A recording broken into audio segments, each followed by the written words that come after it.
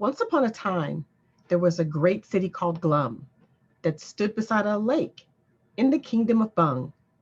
In the center of the city was a castle where the king lived with his only daughter, Christina.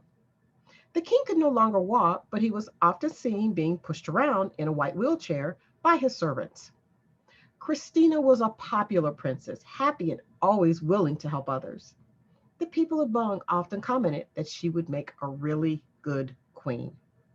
Now, it just so happened that, as well as the king, his daughter, and his subjects, there lived in the kingdom of Bung two witches.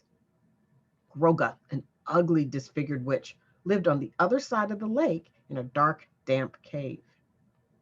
Gwendolyn, a beautiful witch who wore a gown that sparkled with the light of 1,000 crystals, lived in a house to the west. On the 10th anniversary of Groga's arrival, the king was wheeled unto his balcony, where he addressed those gathered below. Who will rid the kingdom of my arch enemy, Groga? He asked. Many brave men have ventured forth on this mission before, but none of those sent have returned. Do any of you have the courage to complete this deed?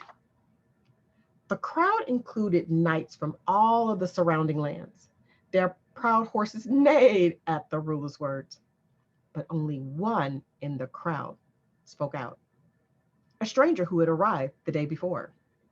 I will kill her, said the stranger, in return for your crown. The king replied, that is too much to ask, but I will give you half of all of the gold in the city treasure if you rid the kingdom of her.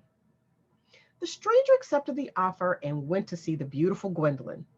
Gwendolyn was really impressed by the stranger's boldness, and she agreed to help in return for a fair share of the king's gold.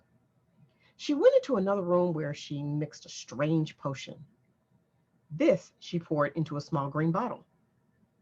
This will give you the strength of 10 men, she said, handing the potion to the stranger.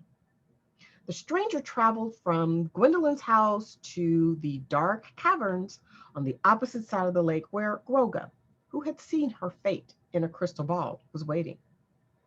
So, you have come as many men before you have, she said, seeking the king's favor.